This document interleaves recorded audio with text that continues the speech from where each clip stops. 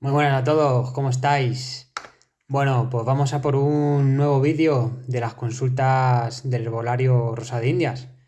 Y bueno, os he traído esta semana algo que me parece muy interesante y muy importante, que todo el mundo que quiera tomar suplementos naturales lo tenga en cuenta y lo deba saber.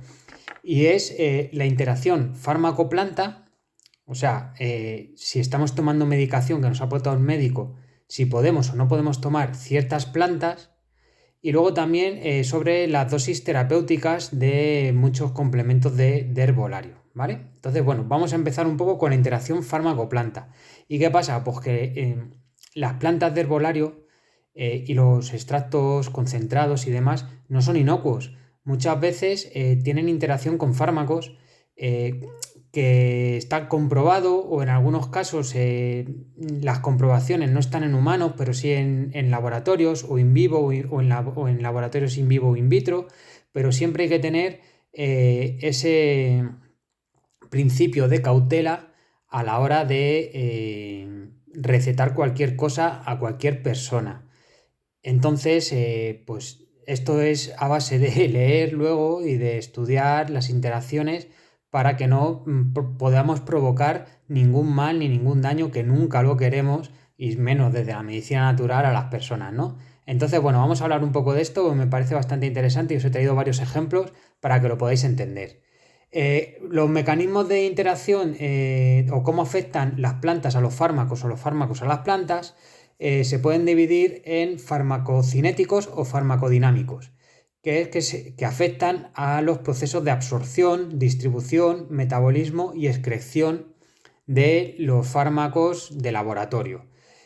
Por ejemplo, plantas con propiedades sedantes, anticoagulantes o hipotensoras pueden incrementar la acción de fármacos con estas características, haciendo una sinergia y potenciándolo, pero puede pasar totalmente lo contrario, que se inhiba la absorción de algunos fármacos o que se bloquee a través de vías hepáticas la asimilación y la absorción de otros fármacos. Vamos a ir viendo un poco. Por ejemplo, la gente que está medicada con antitrombóticos debe tener especialmente cuidado en tomar la hierba de San Juan, que es el hipérico, que normalmente se receta para temas de depresión y de ansiedad. También debe de tener cuidado con el consumo de ajo, del jengibre, del ginkgo y del ginseng, ya que se han relacionado con interacciones en el INR. ¿Qué es esto del INR? Bueno, pues es un índice que nos indica el tiempo que tarda en coagularse la sangre de una persona. Entonces, ya sabéis que las personas que tienen problemas del corazón y demás, lo primero que les ponen son anticoagulantes, y son de las cosas más difíciles a suplementar porque prácticamente tienen interacción con todo. Entonces, cuidado aquí. Por ejemplo, laxantes como el Plantago, el Psyllium o el Plantago Bata pueden inhibir la absorción de la warfarina, ¿vale? La warfarina es un anticoagulante. También existe notificación en literaturas que el fruto del mango y, por ejemplo, elevadas cantidades de té verde también tienen interacción con la warfarina. Aquí no pasaría nada si tomáramos la fruta, el mango, ¿no? Normalmente, o una tacita de té verde, pero ¿qué pasa? Que hay en herbolarios muchos extractos concentrados, por ejemplo, de mango, junto con otras cosas que se utilizan para la salud mitocondrial sobre todo, y extractos de té verde que se utilizan como antioxidantes o para perder peso. Ahí sí, porque está más concentrado, entonces deberíamos de tener cuidado. Eh, por ejemplo, aunque no se han descrito interacciones, pero las plantas que tienen salicicatos, como la ulmaria, que es una planta medicinal utilizada tradicionalmente por sus propiedades como antiácido, antiinflamatorio, antirreumático, y el sauce también, que es como antirreumático y como un efecto antiinflamatorio y ligeramente sedante, deben utilizarse con cuidado con pacientes anticoagulados. Lo mismo pasa con algunas plantas como el meliloto, que tiene un efecto venotónico, anticoagulante y activador del sistema linfático. ¿Por qué? Porque a lo mejor aquí lo que estamos es potenciando todavía ese tema de los anticoagulantes, y ya sabéis que una sangre muy anticoagulada puede tener el problema de que si una persona que lo está tomando se hace una herida, o sea, un golpe fuerte y demás, esa sangre, cuando se rompan los vasos, va a tener muchos problemas luego para volver a cerrarlos a través de la coagulación, y puede tener hemorragias internas o problemas mayores, ¿vale? Para que lo entendamos. Por ejemplo, para terapia cardíaca, Laxantes, por ejemplo, como el sen y la cáscara sagrada, pueden producir hipokaliemia, que es un desequilibrio electrolítico con un nivel bajo de potasio en sangre, ¿no? Produciendo toxicidad por digoxina. Existe, por ejemplo, un efecto de potenciación del hipotensivo con el lisinopil más el ajo. Si tomamos ajo, pero sobre todo extractos concentrados de ajo, no porque nos tomemos medio dientecito de ajo, va a pasar nada.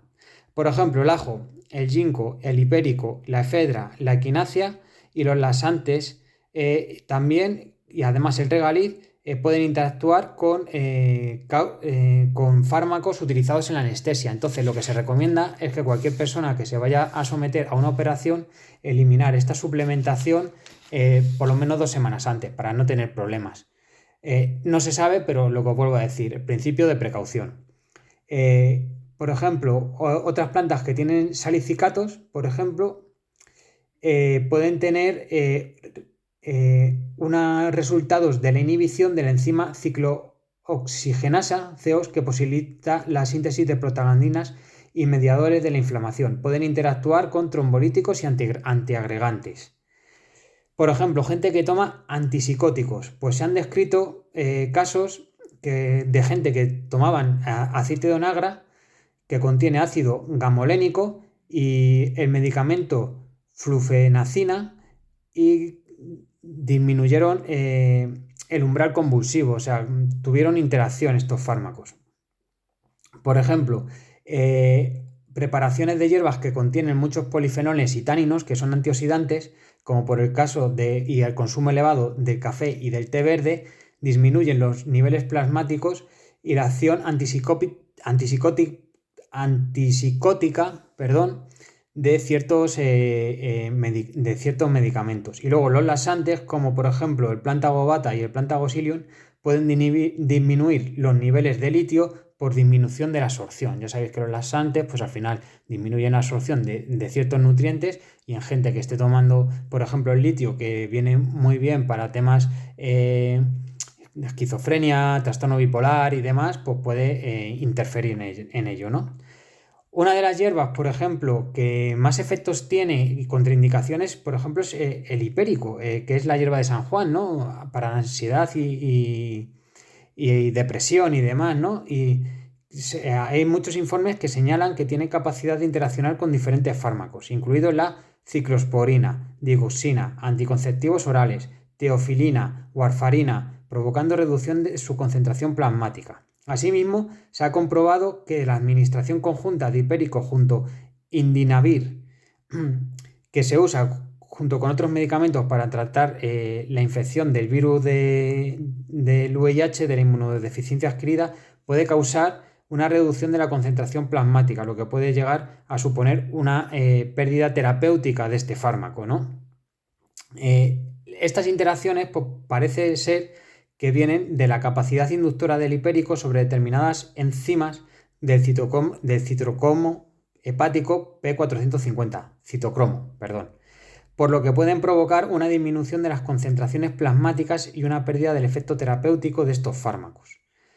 Tenemos que tener todo esto en cuenta. ¿Por qué? Porque las personas polimedicadas son difíciles de suplementar, y tenemos que tener todos estos apuntes claros para luego poderles ofrecer una suplementación de calidad, de mejoría de sus síntomas y de que no tengan interferencia, porque ya sabéis que la medicina natural, en cuanto provoque cualquier cosita mala, va a ser culpa de la medicina natural. Entonces tenemos que estar muy atentos a esto, ¿no? Como terapeutas, para tenerlo claro. Por ejemplo, una interacción que me ha sucedido a mí esta semana ha sido al intentar pautar Bacopa, que es una planta súper interesante para enfermedades neurodegenerativas como Parkinson, Alzheimer, esclerosis, demencia y demás, con Eutirox, ¿vale? Pues la Bacopa tiene una incidencia con el Eutirox, y las personas que toman Eutirox no deben de tomar Bacopa para que no haya una modificación en esas hormonas de la tiroides, ¿vale? Y le vayamos a provocar más mal que bien. Pues esto es que hay que leerlo al final, te tienes que meter e investigar un poco, ¿vale? Siempre hay alternativas, ¿no? No tenemos problema por eso. Por otro lado, pues os quiero comentar sobre las dosis terapéuticas. Y es que los productos de herbolario, al considerarse como complementos alimenticios, normalmente vienen las cápsulas y la posología que recomiendan los laboratorios en dosis, la mayoría de los casos, muy, muy bajas.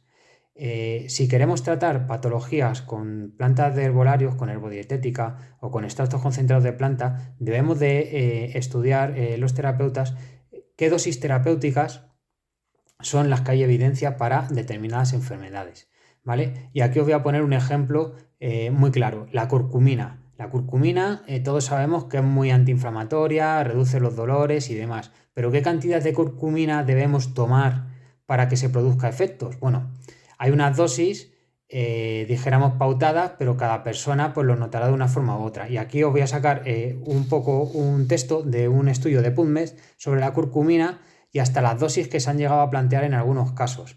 Los estudios de aumento de dosis han indicado la seguridad de la curcumina en una dosis de hasta 12 gramos día de curcumina durante 3 meses. ¿Qué tiene la actividad? Pues la actividad de la curcumina emana en su capacidad para modular numerosas moléculas de señalización, sobre todo inflamatorias. Y estos ensayos han utilizado la curcumina sola o con otros tipos de suplementos. La curcumina también tiene sus interacciones con fármacos, por ejemplo, el amlodipino, que es un fármaco que pertenece a la clase de medicamentos llamados bloqueadores del canal de calcio, tiene una interacción moderada. Entonces se recomienda en este caso que no tomen curcumina. Lo que os quería decir es que, por ejemplo, habéis visto que son dosis muy, muy, muy altas. Entonces tenemos que tener claro ahí, yo lo que veo es que hay gente que toma muchísimas cosas en el herbolario, te empiezan a decir y toman un montón de cosas, pero muchas veces esas cosas, lo primero, no les están haciendo nada, ¿por qué? Porque no están con las dosis terapéuticas. Y lo segundo, nadie está no están debidamente asesorados. ¿Por qué? Porque a lo mejor con la mitad de esas cosas bien pautadas o con otras cosas diferentes le iban a tener mejores resultados.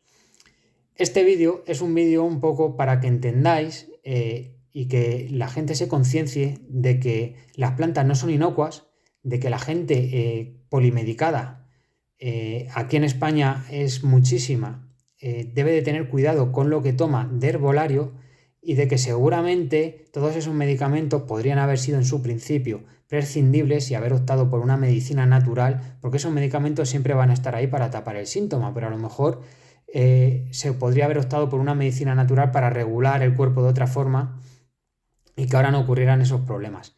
Y que las dosis pues tienen que ser pautadas y bien prescritas para conseguir algún efecto. También con el omega 3 pasa lo mismo, la gente toma omega 3, pero hay muchas veces que hay que tomar dosis elevadas de omega 3 para depender qué tipo de afectación tenga la persona. Entonces, bueno, este es un vídeo un poco, un remix, una miscelánea de cosas que empiezo a ver y que me parece que todo el mundo que entre a un herbolario debe de tener detrás un asesoramiento por parte de un profesional de la medicina natural a la hora de pautar su suplementación. Y no es porque la persona del herbolario no sepa, porque en este caso saben y un montón, pero claro, no puede dedicar a cada persona que entre media hora o una hora para estudiar su caso. ¿Por qué? Pues porque se acumula la gente, ¿no? Entonces, en este caso, pues debéis de recurrir entonces a las terapeutas de medicina natural, medicina tradicional china, naturopatía y demás, para que os ayude a elegir vuestra mejor suplementación de mejor calidad y la dosis pautada. Así que nada, con este vídeo os dejo, espero que tengáis un feliz domingo y os pido disculpas porque bueno, todo esto es complicado, al final yo me saco mis apuntes y a veces me trabo un poco porque son palabras complejas, entonces bueno, pediros disculpas que seguro que cuando haga 200 vídeos más ya esto no me pasa, así es que nada, venga, un abrazo.